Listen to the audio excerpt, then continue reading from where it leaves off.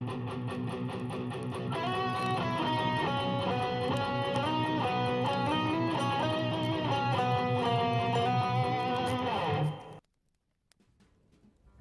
and welcome to 25 Days of Christmas Comics. I am your host, the Dude Without Fear, and this is day 22.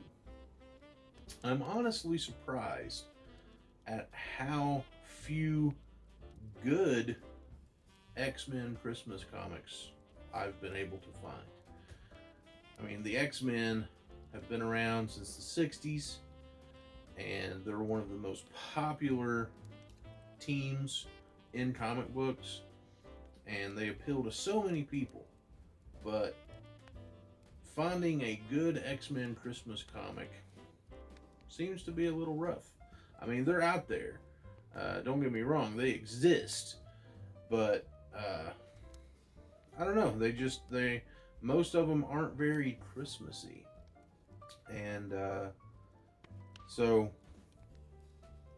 this comic that we'll be reading today is technically X Factor, but X Factor, when it started out, was the original X-Men team. So our comic today is X Factor number 27, written by Louise Simonson, drawn by her husband Walter Simonson, in a story called Gifts.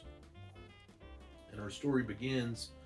Jean Grey is telekinetically levitating a bunch of mutants, and this story takes place after X Factor has fought Apocalypse and his four horsemen, one of which is Archangel, formerly Angel of the X-Men and X Factor. So the city of New York is kind of, parts of it have been like decimated by this battle that X Factor and Apocalypse had. And I'm not 100% sure who these mutants are that are with X Factor. I think they might be new mutants, but they're young kids. And Boom Boom's one of them, and I know she was in there, and Leech and everything like that. But it's not crystal clear in this book who everybody is.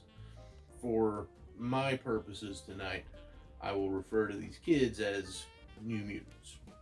So our story begins. Jean is telekinetically levitating the New Mutants and X Factor to the top of the Empire State Building, where the antenna had been knocked off during this battle with Apocalypse. They land on top of the building, and one of the mutants asks Jean, what did she mean that X Factor is going to do something about the antenna being gone from the Empire State Building? And Jean answers, not something permanent, I'm afraid, but it's sure in keeping with the season. You'll see. And then when they drop down, they're meeting Beast and Cyclops and Iceman on top of the building already. And Scott embraces Jean and they kiss, and the New Mutants are commenting on how they're glad to see Jean and Scott together. So when Jean and the New Mutants meet up with Cyclops, Beast, and Iceman on the roof of the Empire State Building, all these news media teams come rushing out. And they're filming the event. And so they're asking these New Mutants all these questions about what exactly is a mutant.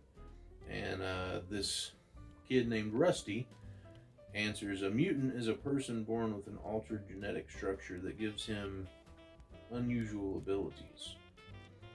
And one of the reporters asks the kids if they fought with Apocalypse with X Factor. And he says, no, we were stuck in Virginia. Marvel Girl told some friends on Manhattan's police force, and they sent for us. And so another reporter asks about the special abilities that they're talking about. And Rusty says, well, I can make things burst into flame like this. And this other girl says, and I have a sort of force field Dangerous stuff just skids off of me. Artie talks with pictures. See, he's wishing everybody happy Christmas. And I shake things up or down, depending. And then Boom Boom says, my name is Boom Boom, and I make these adorable little energy balls. See? Allow me to demonstrate. And Leech runs and tackles Boom Boom and says, no time bombs. And Boom Boom says, and Leech here is a rotten, power-canceling little killjoy. Boom Boom is kind of really irritating in this book. She must be crazy young here, because I like Boom Boom in X-Force, but this Boom Boom is very irritating. So, after the media is done asking the New Mutants all these questions, Iceman says, enough of those scene-stealing antics. Let's get the show on the road. And the media's like, oh man, that's Iceman. What's he gonna do? Ice stuff up? Make an ice sculpture? But what? And he makes a Christmas tree in place of the destroyed antenna. And he says, this is X Factor's gift to New York. A Merry Christmas, everyone, and very many more. And that's just a really cool picture of this ice Christmas tree on top of the Empire State Building. I mean, if you were to actually see that in real life, I'm sure that would look crazy cool. So Cyclops says, we're going to take the fast way down. Any of you want to join us? And the reporters are like, fast way? And they say, he means telekinetically. And everybody's like, no, I'll pass, count me out. And Trish Tilby says, I'll come if you'll have me. And Rusty says, it'd be our pleasure, Miss Trilby. And Beast says, it's kind of scary the first couple times. Why do you want to try it, Trish? She says, well, let's just say that being jostled by dozens of reporters in a tiny elevator isn't my idea of a good time. Leech says, Carrie, please, because Beast hauls these little ones around. He says, you betcha, climb aboard, but let's keep clear of Jeannie, okay, Leech? Wouldn't want to make her drop us, would we? And Trish is kind of in shock from the appearance of Leech and Artie. She thinks to herself, most of the others, for all their power, seem normal. But the two little ones. And Beast grabs her by the hand and says, come on, Trish, let's go. And Jean is lowering everybody telekinetically. And she's freaking out. And Beast is like, it's fun, right, Trish? Like the roller coaster. She's like, fun? And then she's like, yeah, I guess it is fun. And Artie is making rabbit ears on Beast while he's talking to Trish, and that makes her giggle, and she realizes that they're just kids too. They may look weird and abnormal, but they're still 100% children. And that in itself kind of relaxes her when she realizes that. So then X Factor lands on 5th Avenue, and they say it's been turned into a mall for the evening. And Cyclops says, I thought we'd stroll along, give the kids a chance to see the Christmas displays. And Jean says, and the public a chance to gawk at us a while longer. Then she says, it's wonderful, isn't it? Don't think Leech has ever had Christmas before. Leech is looking at a toy store window, and his face pressed up against the glass. And Scott's like, never? And she's like, Apocalypse's ship smashed our complex and our accumulation of Christmas presents. It's too bad, but there's a lot more to Christmas than presents. Then, in an electronics store window, all these TVs are playing the news, and Trilby says, hey Cyclops, on that TV, the XMen, didn't you used to know them once? It says they were in some big fight today. And Scott's like, the XMen? And it says, in a final poignant plea from Madeline Pryor, the civilian who fought beside the X-Men in Dallas today. Madeline on the TV says, Scotty, wherever you are, I wish you all the best. Find our son. Keep him safe. Raise him well. I love you. Goodbye. And Cyclops is like, devastated. He's like, Maddie? And he honestly thought that she was dead along with her son. And he's like, our son? He's alive and she alive and with the X-Men? Why? Why didn't she tell me? I nearly went mad. What does she mean? Find our son. Why isn't he with her? And then the news says, Forge starts chanting and the X-Men transform into beings of pure energy. Then Forge gathers them into a single mass like a star, and with a fierce war cry, the star is thrown, and just like that, it's over. And Scott's just watching, and he's like, over? For all of them? And he just starts yelling no, and Jean's like, Scott? And Cyclops tells her the X-Men dead, killed, and Maddie, she was alive, was with them, and now she's gone. She said, find my son. He's like, I'll be back. Can't digest this in front of reporters. Got to be alone for a while. So Scott leaves and Jean starts crying. Just a tear forms in her eye. And Jean's thinking about all of her friends that are now dead, apparently. And she's glad that Beast didn't notice that Trish has distracted him, because she doesn't know how he would take it, because his mind is deteriorating. And there's no reason to put any extra strain on it. And the reason that Beast's mind is deteriorating is in the battle with Apocalypse and the Four Horsemen, Pestilence touched Beast. And when that happened, anytime Beast uses his strength or his abilities, it makes him dumber somehow. And so Beast is losing his intelligence, and he's very not happy about that.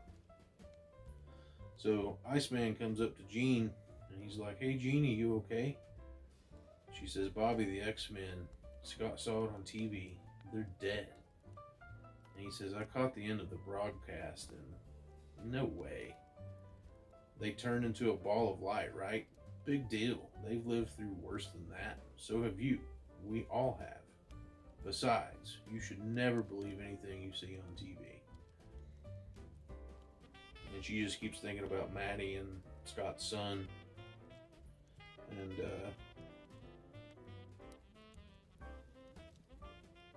she's like, it's too much. Iceman, can you and Beast take the kids home alone? He's like, sure, no problem, but and she just says thanks and flies off. And she's thinking, I need to think. Scott's a parent. His first duty is to his child. We were going to look together for the baby's murderer, only now there isn't one. Scott will have to find his son. I'll help him if he'll let me. Strange, isn't it? My parents don't even know I'm alive.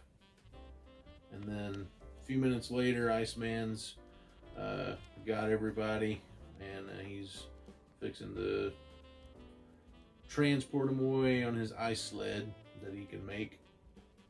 And he's checking with Beast to make sure that Leech is safe back there. Beast is like, yeah, we're all good, man. So he's like, all right, let's move out. And so their Iceman is taking them through the city, and they're like, hey, what is this, the scenic route? And they're talking about what just transpired with the X-Men and everything, and they see the damage done to the city, and they're just astonished at how much damage there is. And they get kind of sad because they say people actually lived in those buildings, and they had their homes smashed right before Christmas. And I assume this is Boom Boom, because she's a douchebag. Says, big deal, so did we. And they're like, it's not the same. And so Iceman is skidding across, and there's all these kids looking out the windows of this building. And they're like, hey, look at the windows. It looks like kids waving. And Iceman says, it is. I figured a detour past the children's ward at Roosevelt Hospital wouldn't hurt. Maybe it will cheer those kids up. Lots of folks were hurt during the battle. Lots of kids. So they get back to their home base for the moment, which is Apocalypse's ship that they've acquired after their battle. And throughout the whole book, the ship is repairing itself. And Iceman is talking. The New Mutants are talking to Iceman, and they're like, it doesn't look exactly homey or Christmassy. And they say it beats Christmas on the streets, Boom Boom, which I've had, and you have too. Besides, man, oh man, I can't wait to look inside that thing. And so Iceman lands everybody and greets the two police officers that are there watching the ship. And they greet Iceman and the kids. And one of them says, the department just happened to have an extra Christmas tree. Thought you might have a use for it. And what's a tree without ornaments, eh? And he says, the wife made a box full, buys them every year on sale. Got way too many for our tree. Be doing us a favor if you take them off our hands. And Boom Boom's excited to have a Christmas tree. And Iceman and the cop talk about how the ship looks much better than it did earlier today, and they're like, it must be the lighting or something. And so there's a barricade set up, and the police are keeping people back from the ship, and anti-mutant protesters are out there. And a cop says, or a protester says, hey cop, there were people hurt by muties. Human kids are in the hospital. You cops would be better off worrying about your own kind. And Rusty takes this other girl in, and he says, I'd hoped their kind would just dry up and blow away with how X Factor saved the city and all. And she says, real Christmas spirit, huh? I guess you can't expect everybody to change overnight, but it sure would be great if they would. And then they go inside the ship, and they're just kind of astonished at everything, and the kids are like, buttons, and everybody's trying to figure out what does what. And Rusty asks Beast how everything works. Is it electromagnetics or what? And Beast gets upset, and he's like, works? How do I know how it works? I don't know what those keys mean. I used to know lots of stuff, but now I don't know nothing. And Iceman tries to calm Beast down, and the New Mutants is like, what's wrong with him? And he explains what I explained to you earlier about pestilence infecting him. And so Boom Boom's talking about Beast and how she thought something was different about him, and says that he's just going to get dumber and dumber until, gross. And this other dude says, look, Boom Boom, fighting Apocalypse's horsemen and saving the world made him like this. That's the fight you wanted to be in, remember? Well, what happened to him could have happened to you, except in your case, nobody'd notice.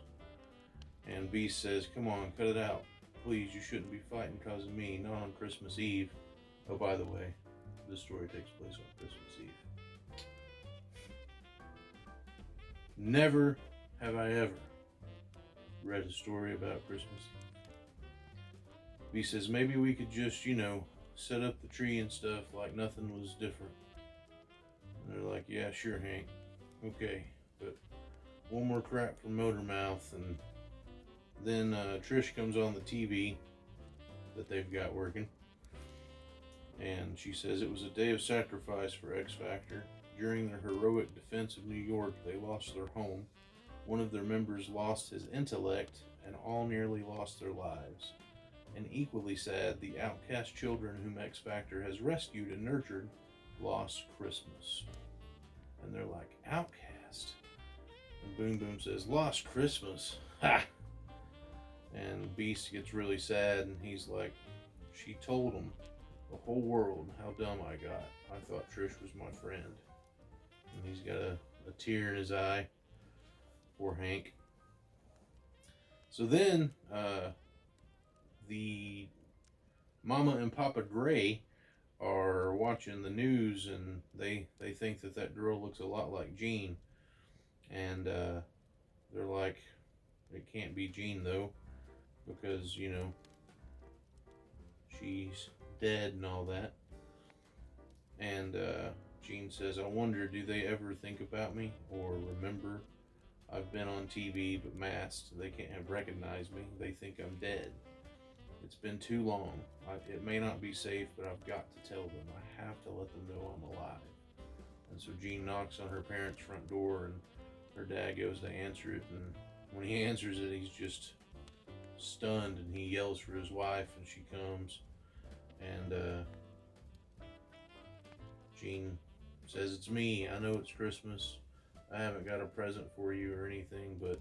And they hug her and hold her, and they're like, she's real, she's not a ghost.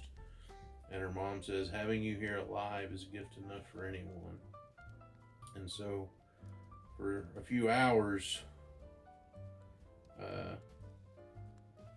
Jean tells them, you know, everything that's happened, that she died and she's come back and everything, and she just wanted to let them know. And then she tells them that, you know, she shouldn't have done it because she's endangered them by coming there, but she loves them. And she says, once all this stuff's straightened out, I'll be back. And she promises to find her sister who is missing. So back at the ship, all these delivery trucks show up, and they're like, more trucks, more presents. I was mad at Trish for calling us outcasts, but if this is the payoff, maybe I'll reevaluate. And these trucks are just hauling presents to these kids, these new mutants. And they're carrying them in. And Rusty's like, wild, isn't it? All those New Yorkers, people we never even met, even stores, caring if we have a happy Christmas. It's like some kind of miracle. And then on the floor of the ship, you got Artie and Leech and Boom Boom opening up gifts already. And he's like, hey, what are you guys doing? You're not supposed to open this stuff till Christmas. And Boom Boom says, look, there's so much stuff here, we figured it was our duty to kind of get started now, before the pile gets any bigger, you know? Would you look at this sweater? And Leech is playing with his train that he really likes. And then Leech starts crying. And Boom Boom's like, hey, Leech, what's with you? And Leech says, Leech got lots. Sick kids got nothing. And one of them says, he's right, you know. Why don't we... And Boom Boom says, I know what you're thinking, and no, forget it. No way. Not happening. And Rusty says, you mean take our presents to the kids in the hospital? That's a great idea. Boom Boom says, I think it stinks. They're like, kids in that hospital lost homes, even parents. Boom Boom says, no. And we're safe and have each other and all this too. No, I'm not giving my stuff to some kids I never met. The people who gave us this stuff never met us. Come on, Boom Boom, it's Christmas. And she's like, okay, I'll give them the rest, but I keep the sweater.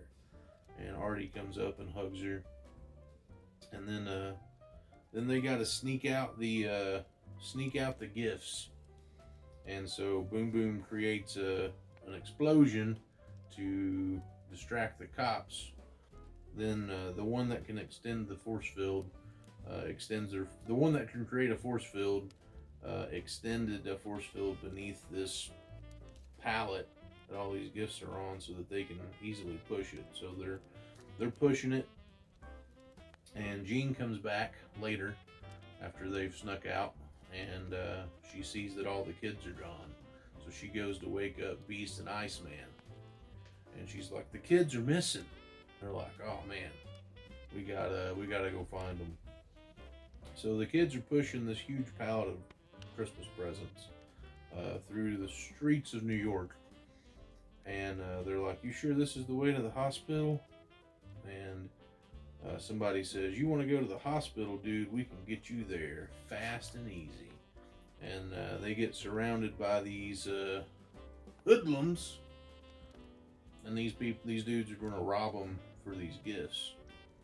And Rusty says, "Look, we don't want any trouble. You guys back off, and we'll forget the whole thing." And one of the kids says, "Trouble? Who said anything about? Hey, what's that?" And everything just starts rumbling. And one of the thugs says, "It's that Muty kid from TV tonight, the one that makes things shake. I'll make him shake." And he pulls out a gun, and he's shaking all like crazy. And he points it at Rusty. He says, "Stop him, or I'll blow your flaming head off." Then the gun just comes flying out of the kid's hand. He's like, "Hey!" And he looks up and says, "It's X Factor." And Gene Beast and Iceman are coming down from the sky, and these kids take off. And Iceman traps them in an ice dome, and they said, "We'll send the police to take charge of them," and tells the kids to come out from hiding where they were hiding. And Jean starts scolding them. She's like, "What in the world did you think you were doing? People are being hurt, disappearing. We were scared stiff." And they're like, "We can take care of ourselves. We had it under control. My next move was to make the gun catch fire and melt." And Jean says, "And maybe blow up?" And the girl says, "Look, we didn't mean to cause trouble. We just felt bad for the kids in the hospital. We didn't mean to worry you. You were so tired, and we thought we could get back before you knew we were gone."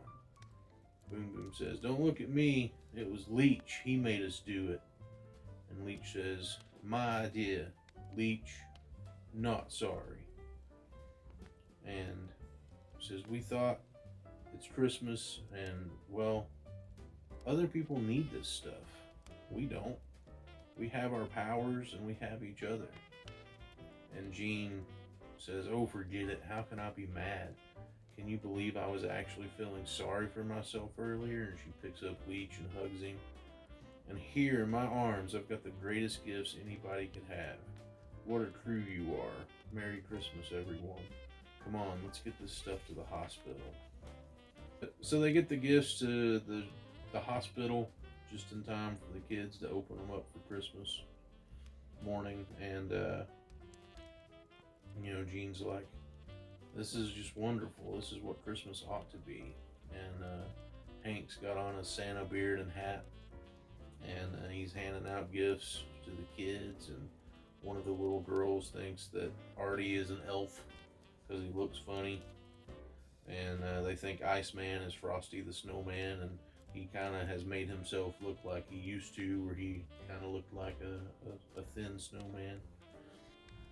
So the fact that these kids got all these gifts for free because people heard that their Christmas had been ruined, and they had, they'd lost their home and all this stuff.